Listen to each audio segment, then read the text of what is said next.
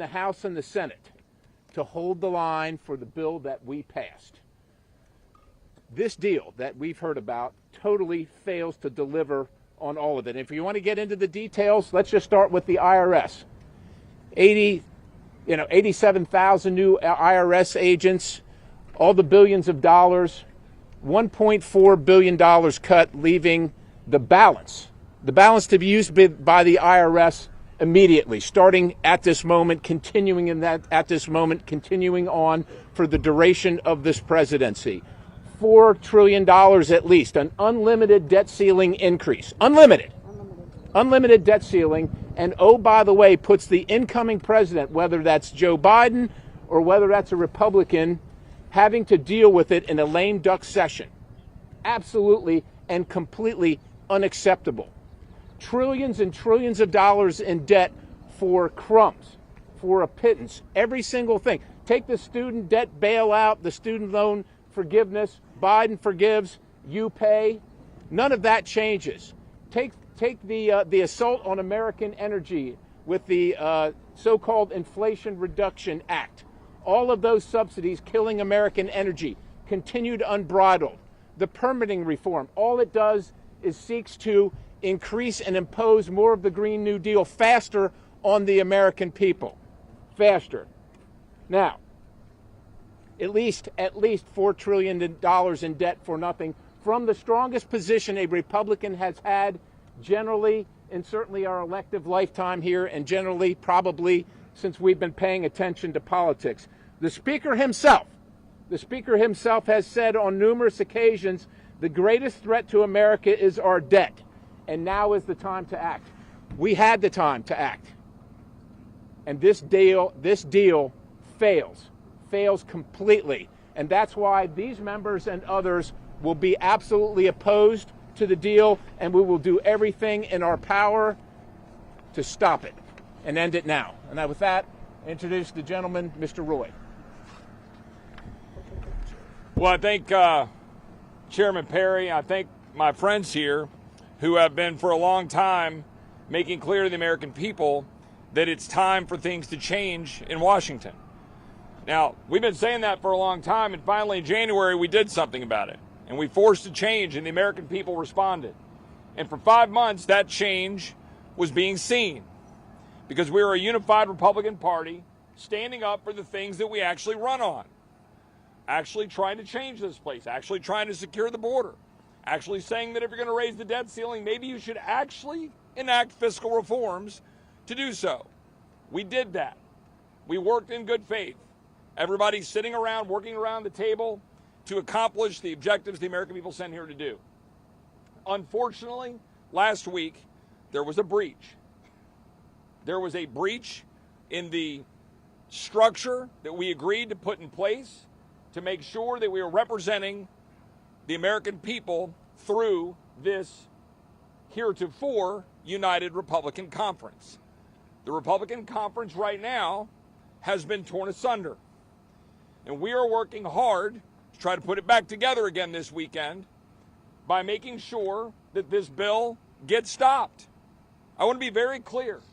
Not one Republican should vote for this deal. Not one.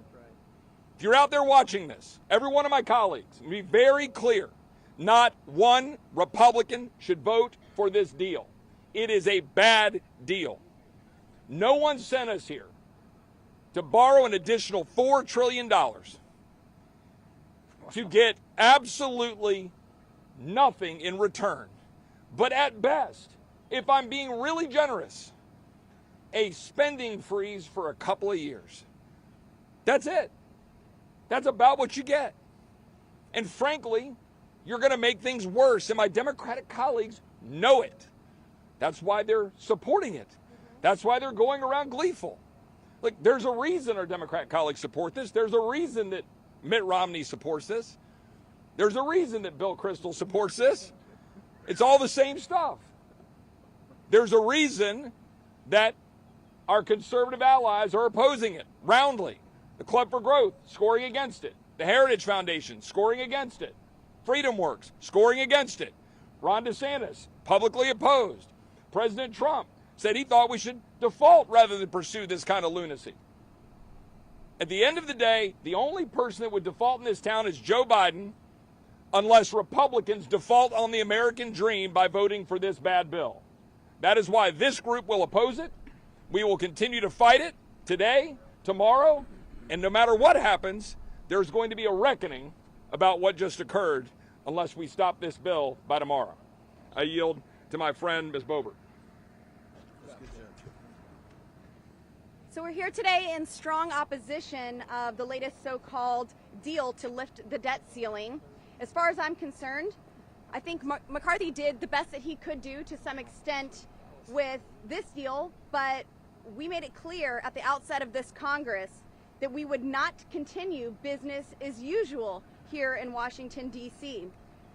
McCarthy did his job, but unfortunately Biden and the Democrat-controlled Senate did not do theirs. The House did our job. We passed a bill. We passed a decent bill. None of us wanted to increase the debt ceiling. But we came together and said if we can make some fiscal reforms and some cuts that actually make sense to the American people, then we're willing to do that rather than go into default. And now we must, again, in the House, do our jobs. I think that there should be a process that's discussed to have an open rule and offer amendments. And we're going to go over those things. We're going to see what is best for the American people in that.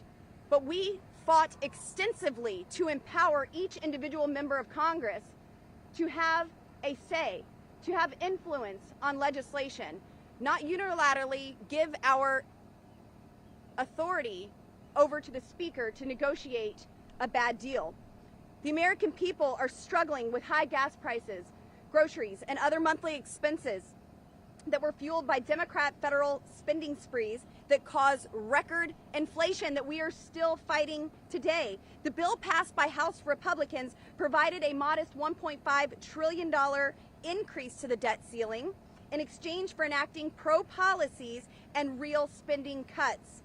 Our bill saved taxpayers $4.8 trillion and included real reforms. We had substantive policy included in the Limit, Save, Grow bill.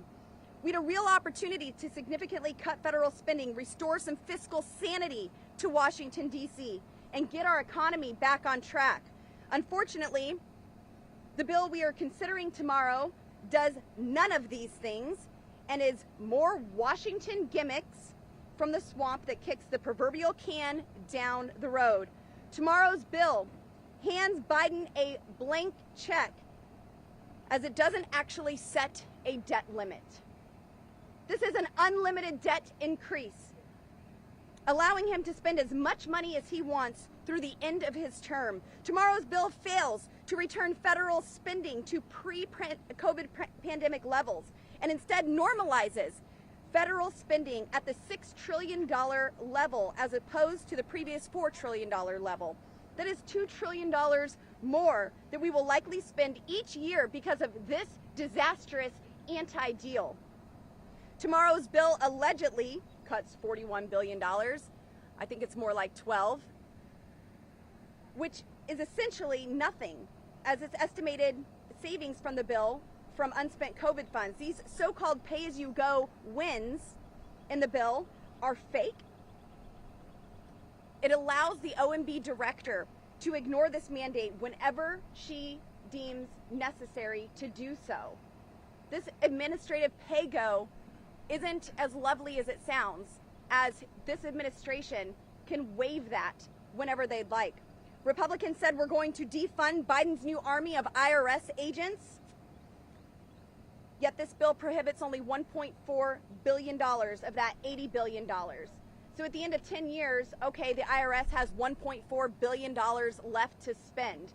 They can still spend the rest of that money however they so choose to attack the American taxpayer, middle-class taxpayers that the IRS will be weaponized against. And shockingly, in tomorrow's bill, there are no actual budget caps required after 2025.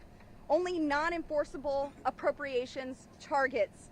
CBO's estimate of $2.1 trillion in cuts that everyone is touting will never materialize because there is nothing real in this bill to enforce. In short, tomorrow's bill is a bunch of fake news and fake talking points that will do nothing to rein in out of control federal spending. If every Republican voted the way that they campaigned, they would vote against tomorrow's bad deal, because this is the very thing that we all campaigned to put an end to. I yield to my former chairman, Mr. Biggs. Thank you, Representative Boebert, and thank you, Chairman Perry, for organizing this, and I'm thankful to my colleagues who are here speaking about this ridiculous, ephemeral deal. And thank you to those of you who are here from the press and those back home who are watching. So, you know, I didn't vote for that last deal, okay? I didn't do it because there's 1.5 trillion, and I just said, you know, that's probably more than I can go. But I'll tell you what I see here in this deal is absolutely one of the biggest abominations since I've been in Washington, D.C. The original bill that passed out last month promised 2022 spending levels with a savings of about $131 billion and rescissions of almost $900 billion. Think about that. That's what the House passed out just a month ago. And you're asking the House now to do something different, completely different. The McCarthy-Biden plan nets only $9 billion in actual savings and $29 billion in rescissions. But even that $29 billion is false. It's false. The likelihood that the savings totally goes away, and the bill indicates that the $22 billion of the rescissions will be proposed, they're going to be used to get around the so-called spending caps. That's what's devised here in this plan. The McCarthy-Biden plan blows up the debt ceiling from the already outrageous national debt of $31.5 trillion to be more than $36 trillion by January 1st, 2025. But they couldn't even be honest about that, because the McCarthy-Biden deal is designed to actually fool you. Instead of estimating the actual debt ceiling that will be imposed by that date, January 1st, 2025, they simply say that will be the date. There'll be an unlimited cap. There won't be a cap for 19 months of the Biden administration. And the Biden administration is probably the most profligate administration we've seen. And that's saying something. While the current growth rate of our national debt projects to slightly more than $4 trillion in new debt, I forecast for you now it's going to be closer to $5 trillion by the time we get there. Let's see here now. The original House bill included elimination of all the IRS funding for the new Stasi, the IRS agents, who will be a weaponized IRS force. Total savings would have been $71 billion. That was what passed out of the House, and no new agents to hassle Americans. The McCarthy-Biden proposal is to prevent hiring of the force next year, not permanently, for savings of roughly $2 billion. And Republicans will have to fight to prevent the hiring of the agents a year from now. But even that is disingenuous, isn't it? Because that $71 billion was pre-authorized. That was pre-authorized. So when you throw the $2 billion out, that doesn't mean that they can't hire agents this year. It just means that in the back end, they'll have $2 billion less than that $71 billion. The original House bill included rescissions of Green New Deal tax credits and subsidies, which largely benefit rich individuals and corporations. It's rumored that Bill Gates is one of the biggest recipients. And that original bill was going to give $200 billion in savings. But the McCarthy-Biden program continues the Green New Deal boondoggles. The House bill originally eliminated Biden's student loan forgiveness and restructuring plan for projected savings of more than $400 billion. The McCarthy-Biden plan? No. The spending levels frozen at 2022 rates in the original House legislation are modified up. It isn't the 2022 in this bill. It's between 22 and 23 numbers. And Republican members of Congress are told that we'll fight these issues. We'll fight them again next year. In the meantime, the McCarthy-Biden plan assures an increase in the national debt of at least $4 trillion. How come it is that Republican leaders always tell us, next year we'll fight hard? Next year we'll fight hard. We really mean it next year. In fairness, the McCarthy-Biden plan asserts something that they call administrative pay-go. It ostensibly requires bureaucrats to demonstrate how they're going to pay for new programs or increases in spending. Now that sounds good, right? Except Congress has had a similar program for many years without it slowing down spending a bit. And why is it? Because Congress waives pay-go provisions. Yeah. Now here's the way the pay-go provisions are going to be waived here. This part, by the way, this program sunsets in a year. But this part, and this crazy, is that the director of O&B can waive the pay-go provisions whenever and for whatever reason. You know what? There's a reason that the Biden administration has no concern over this provision at all. Because they control the O&B and the O&B director.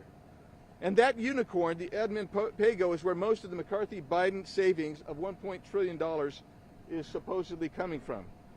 And since that is ephemeral at best, the McCarthy-Biden savings totally evaporates.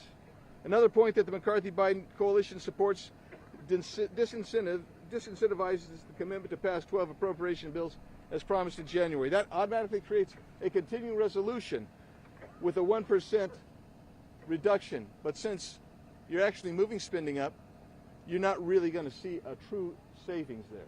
But beyond that, they're going to wait before this gets imposed until 3 months into the next fiscal year. That is not what Representative Massey's plan really was. And when Republican leaders put out their talking points, they said that the Democrats got nothing in this deal. The question is, what did Republicans get in this deal? As progressive Democrat Pramila Jayapal stated, it doesn't cut spending and doesn't reduce the deficit. So what did Republicans get? I can't answer that. McCarthy-Biden proposal doesn't stop or even slow down deficit spending. It doesn't reduce the angle of trajectory of our out of control growth of our nation's debt, and the McCarthy-Biden proposal doesn't bend the spending curve down. Instead, they put some curtains on a dilapidated budget house and hope that that will dress it up enough so enough Republicans will vote for it so they don't feel too doggone bad when 150 Democrats vote for it. The McCarthy-Biden plan keeps us moving over the national debt cliff with the Republican leadership's mantra of, we'll fight it next year. I thought the last plan wasn't good enough. I had no idea that we would see a plan as ephemeral and as malodorous as this plan. I am going to vote no. I urge my colleagues to vote no. And with that, I'm pleased to turn this over to my good friend from South Carolina on the Rules Committee, Mr. Norman. Thank you, Andy. I want to thank all of my members behind me that have got the courage to stand up and say no to this bill. Folks, the two factions that are supporting this bill, China, because they're just buying more debt to control America, and the Biden administration, which, as the hearings are showing, is corrupt and compromised to China. And we want to add the credit cards to give him to spend our money, and as has been said, unlimited debt ceiling and extend it through January of 2025. That's insanity. Who would do that? And I'm tired of hearing, as Andy says, we'll do it tomorrow. I'm tired of hearing, well, the Senate's not going to pass it. I'm tired of that. I'm not in the Senate. The House, the reason the Democrats got kicked out in January is because they wanted a change. They wanted a conservative change. This bill does nothing to that. If nothing else, if you examine the bill, the existing debt that we've got is $32 trillion and counting. To give you a concept, $1 trillion at 3% is $30 billion. $1 trillion. The interest on the debt is going to exceed our military budget if we keep going the way we're going. Somewhere, somebody has got to stop it. This group behind me is willing to do that. I'm on Rules Committee. It's a great committee. We know everything coming through. But folks, if we can stop it there, I will stop it. There is a reason why 100 Democrats, none of which voted for our initial bill, is now for it. Why is that? It's because they got what they wanted. And Kevin McCarthy had done a good job speaking the language. His number one slogan is national debt is the biggest threat we have to America. That's out of his words. And then to pass this bill, folks, it's time to go back to the drawing table. It's time for us to say no. And look, I don't buy Janet Yellen's "the sky's falling." She's moved the X date 3 times. June 1st, now it's June 5th, and I hear it's June 8th. What gives? Tax revenues are going to be coming in. We're not going to default. We're going to choose. They're going to say this. Let's call their bluff on it. The best deal is no deal. The time you get up and walk away from the table was when Biden spent 97 days dithering in Japan and God knows where else he went. And now all of a sudden, at the last minute, it's an insult to get a 100-page bill and be asked to decide on it on the spot. I won't buy a microwave unless I get it in writing. And here we are at the last minute. No, it doesn't make sense, folks, for any of you. Once you dissect the bill, this bill is un-American. It defies conservatism. No Republican in good conscience should support this. And go back to the drawing table. Let's go back. If we're going to negotiate does not mean completely evaporate, completely dismiss the things that we passed with 218 votes. And I just want to thank my comrades behind me, and I wish other people will. And when you see the preview of coming attractions as Democrats passing this bill, that should tell you something. I call on, is Matt Rosendale or Andrew Clyde? Andrew. Thank you, Ralph. To my good colleague from the Carolinas. The Biden-McCarthy deal has been dubbed the Fiscal Responsibility Act. But in truth, there's nothing responsible about it. Make no mistake, this is the Fiscal Irresponsibility Act. For starters, it egregiously provides an unlimited, nearly 2-year debt ceiling increase until January 2025. So we have a date, but we don't have a dollar figure. So the federal government can spend unlimited amounts of money, your hard-earned tax dollars, until that date. Then they can plus up their cash on hand to normal operating levels at the end of it by at least $4 trillion, maybe $4.5 trillion. We don't know yet because there's no top number. Keep in mind, we're currently barreling toward $32 trillion in debt. The American people charged us with reducing this figure, not recklessly raising it at the whim of Joe Biden, whose big government socialist agenda has broken our economy, racked up tremendous debt, and burdened Americans with soaring inflation. For a long time, Speaker McCarthy has claimed that, and I quote here from February 1 of this year, the greatest threat to America is our debt.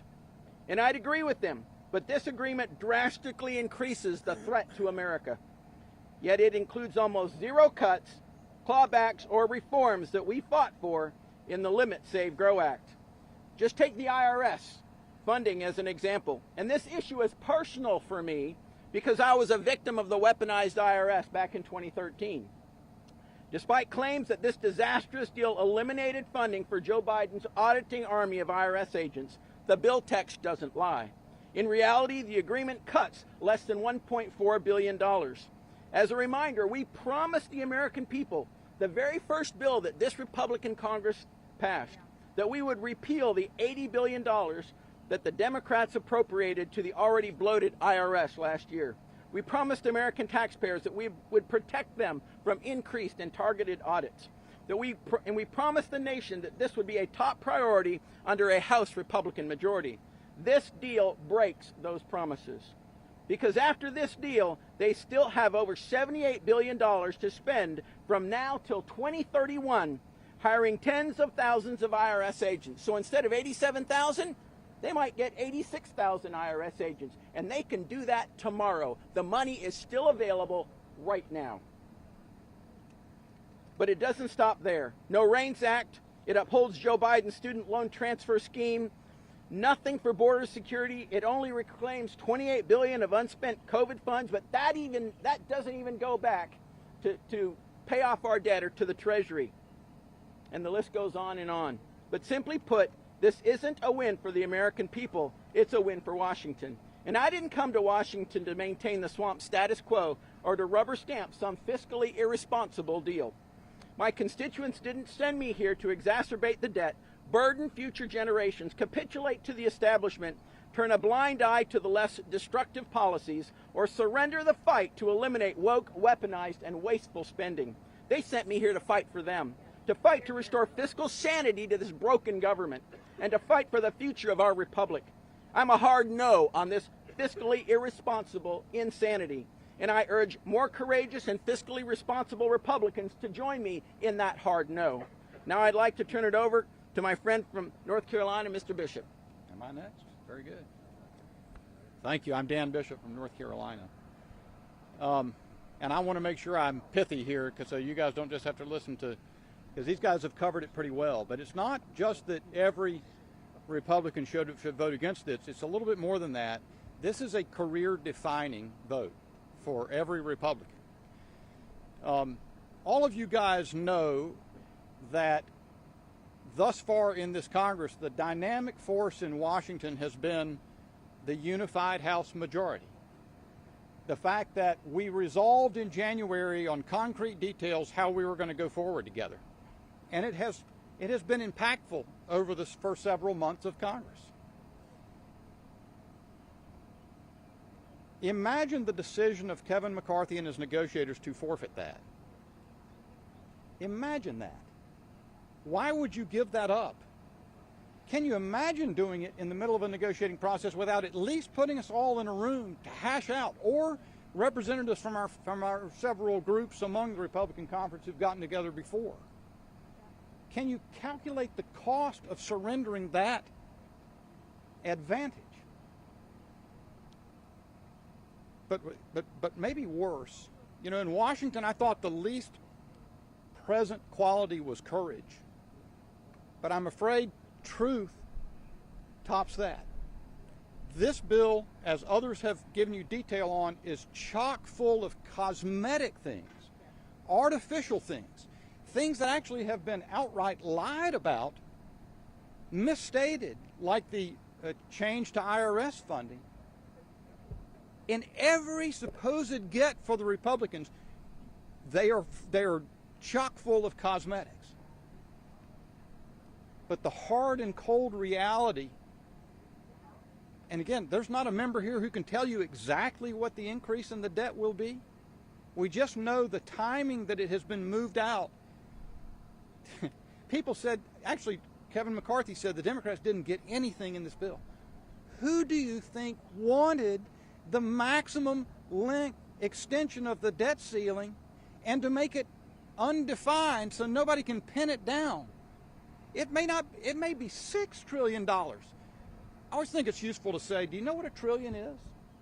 Do the American people are they capable of evaluating? You know what a trillion is? Somebody told me, I think it's about right, is a trillion is $8,000 for every man, woman, and child in the United States. So at $31.4 trillion, you're talking about every one of us walking around with a $250,000 extra mortgage. $4 trillion more will take that up $32,000 over the course of 2 years.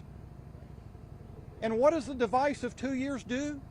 It removes the issue from the national conversation during the presidential election to come. How could you more successfully kneecap any Republican president than to take that issue out of his or her hands? That's what's being done. So now let me tell you what has to happen from this point forward.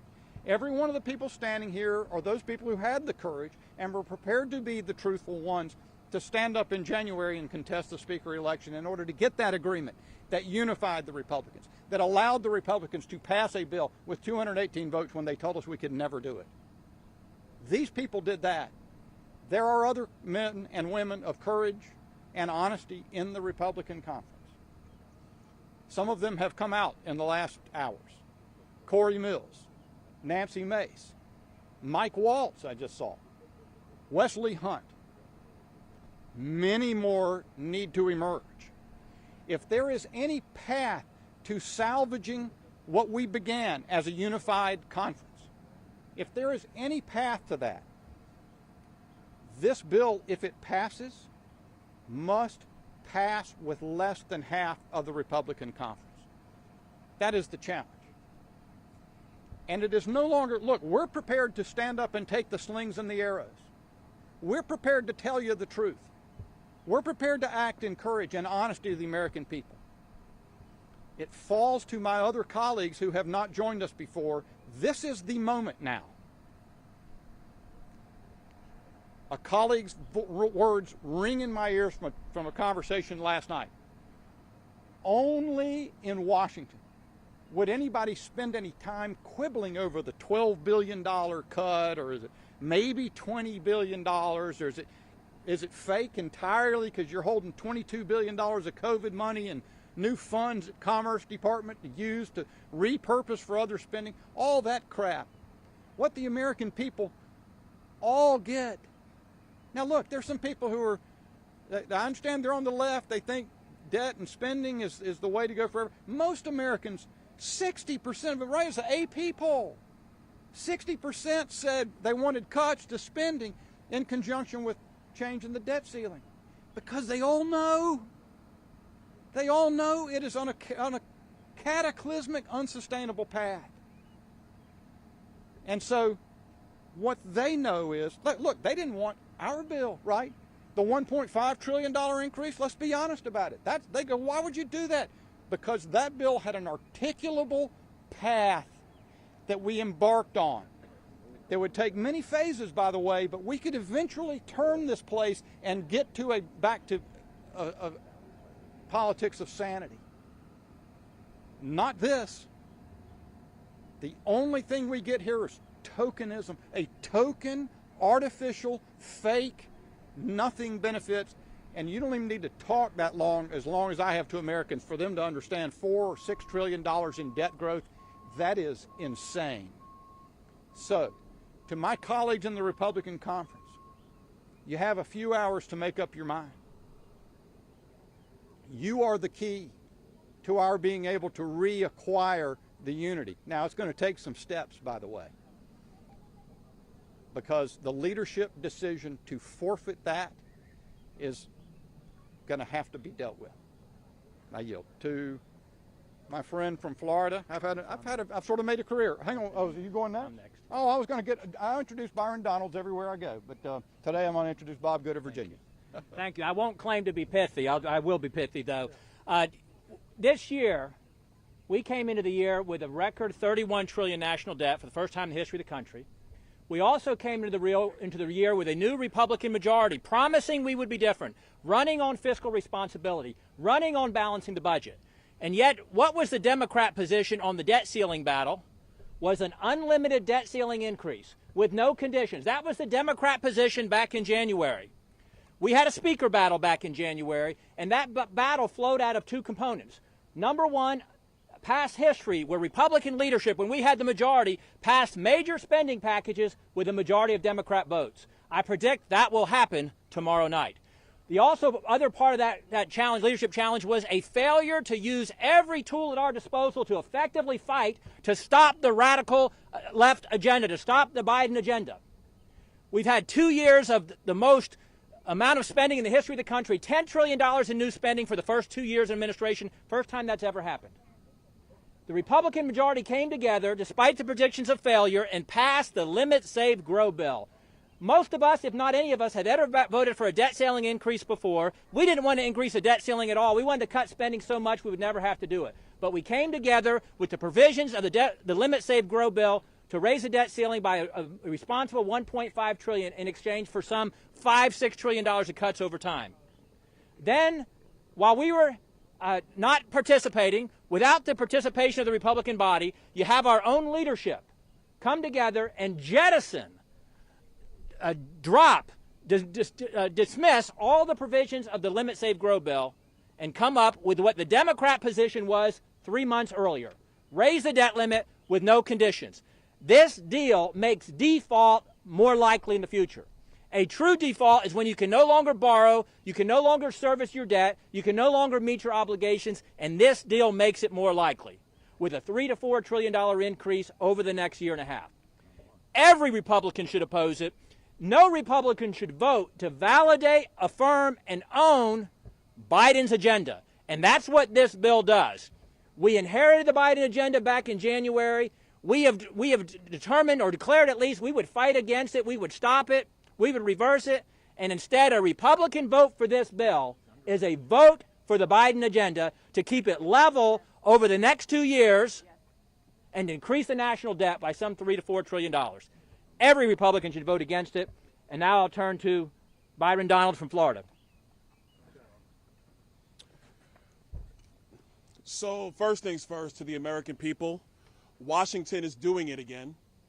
While you were celebrating Memorial Day, all of our men and women who gave their lives for this great nation, and you were spending time with your family and your friends, this town was cutting another crap deal that's going to put you more in debt with no real changes whatsoever.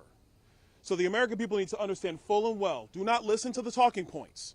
Do not listen to the cool phrases that are being thrown out in commercials on CNN or Fox or MSNBC, because Washington is lying again. This bill has no cap in raising the debt, just a date in the future. We have no idea what that number is going to look like. Some people are saying $4 trillion. Some people are saying $3.5 trillion. This bill in year one might cut $12 billion if you just want to be generous. So who here thinks it's cool to cut $12 billion in exchange for $4 trillion? I don't think that's cool at all. This bill actually keeps the Biden baseline intact for the federal agencies. The Republicans in Congress have been saying for months that we need to get back to pre-COVID spending levels. This bill canonizes post-COVID spending levels brought to us by Joe Biden and the Democrats. This bill keeps all of Joe Biden's policy, all of Joe Biden's spending intact.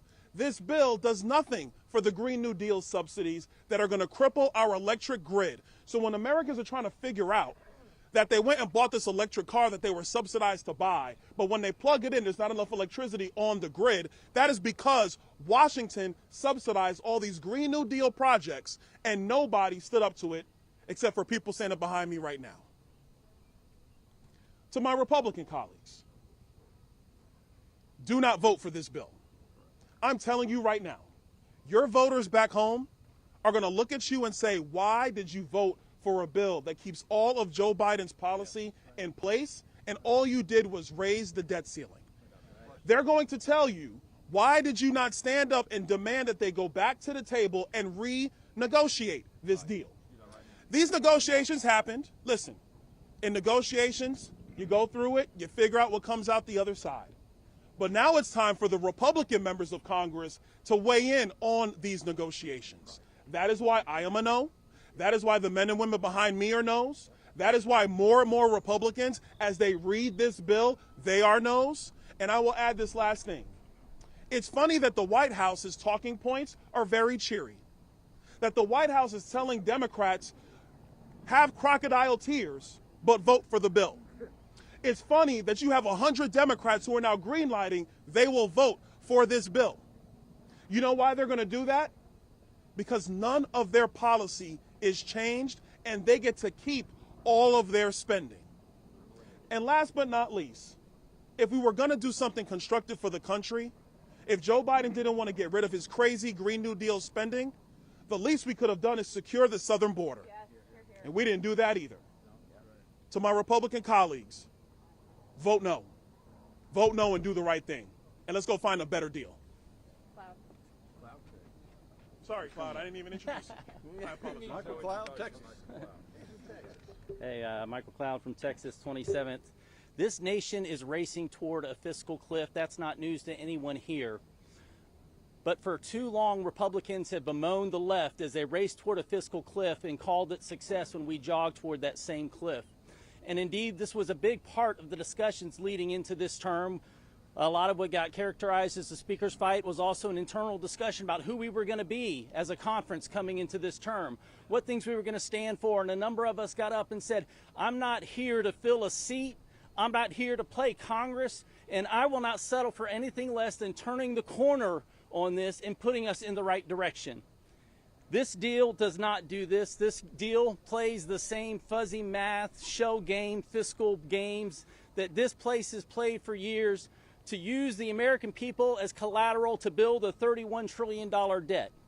This deal, as all the talking points have said, you've heard today, you know, when we put a debt ceiling out there, we don't even have the courage to put an amount on it, but instead we put it on a date in the middle of a lame duck session so that the American people will not be able to speak to it in the next election right before another president is elected.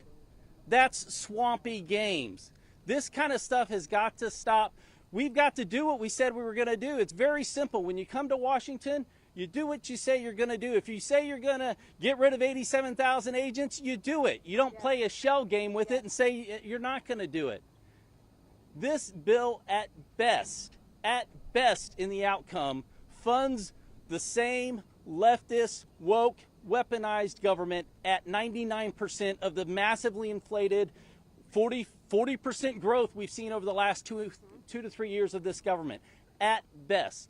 And so we have Republicans who will come and they'll campaign on, we're going to get rid of this government that targets teachers at school board meetings. We're going to get rid of the spying on American citizens. We're going to get rid of the policies that ignore the law. We're going to secure our border.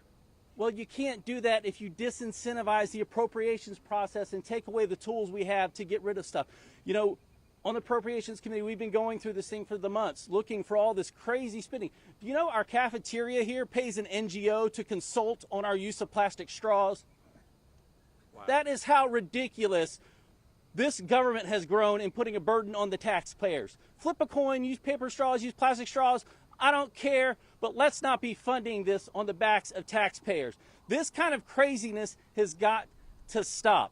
This nation cannot stand one more generation of politicians in D.C. who are willing to go out and win the messaging war, but fail to secure real reforms that secure the blessings of liberty for this next generation.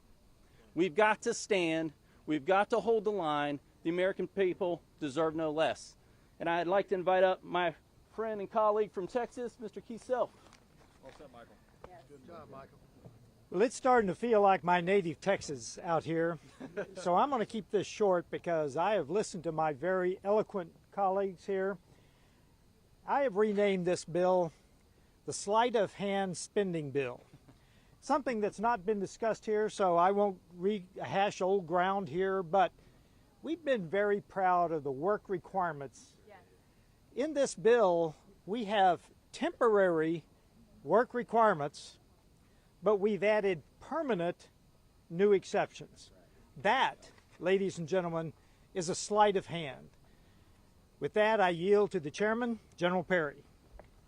Thank you all. We're going to take questions, but to sum it up, look, what this bill does is underwrite for the rest of the 2 years the woke, weaponized Biden administration and all their policies, and Republicans should not be responsible for that and should not play a part in it. Yes, sir. Were the bill to go forward, would you file a motion to vacate the chair? Look, we are focused. I'll let each member speak for themselves.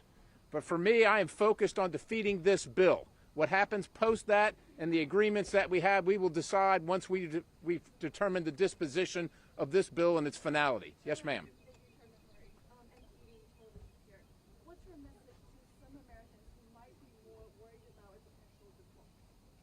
We are not going to default. We are taking in record revenues. As a matter of fact, in the month of June, the biggest, because of the quarterly, the biggest glut of cash comes into the federal government. There was no chance of ever defaulting, not paying on our debt, not paying Social Security, not paying Medicare, not paying veterans benefits. That was never going to happen. This is a scare tactic. What this bill does is lead to an eventual complete default of the United States. That's what it does. And that's why we're opposed to it. Yes, ma'am. Let me add to Chairman Perry's point on that. There were many other options available. So you could do, I mean, for a short period of time, you could do a clean limit increase if necessary. What was decided upon is the worst possible answer to that question. Yes, ma'am.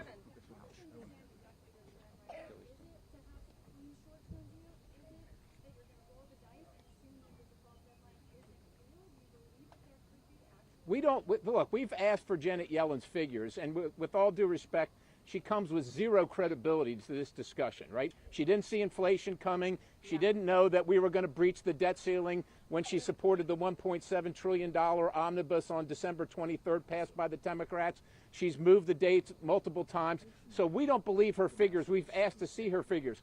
Nobody here wants to default. And I want to remind everybody here, these members and this side of the building voted to not default over a month ago. While we appreciate and respect that you're here listening to us, you need to go to the other side of the building and ask the Senate what they have done to avoid default instead of continually asking us. We passed a bill, That's what we did, sir. Mr. Chairman, can I jump in here real quick? And I just want to add one thing. Look, there are two paths here. Take up the bill that we passed. It's a good bill. It's sitting over in the Senate. They can pass it and send it to the president. Second, Speaker McCarthy should pull this bad bill down. We should stop taking this bill up right now. I don't think he even has a majority of his own conference at this point. We'll find out later today. He should pull this bill down, and then we should do exactly what we're doing right now. We have COVID rescissions right now. COVID rescissions are in the bill. COVID rescissions of $29 billion. They've already taken that in this bill, and they've swept $22 billion and just set it over to the Department of Commerce for play money. Take that money, take IRS money, and go tell Janet Yellen, you're going to pay every bill you need to pay, and we're going to sit down at the table and do the job for the American people. But don't tell me you're going to put me over a barrel for $4 trillion because you refuse to do your job. That is what Speaker McCarthy should have told the President of the United States. Yes, ma'am. I know that you don't want to address the motion to vacate the chair, but some of your members behind you have said that if it is an option on the table, how many of you would say that the motion to vacate the chair and replace Speaker McCarthy is on the table? We are dealing with the bill right in front of us. You can talk to these folks and anybody else you want to after this press conference individually. We're here having a press conference about the bill and the issue on the table. Yes, ma'am. Okay. All right. We're blown away by that, Olivia. Thank you all. It's been great to see you.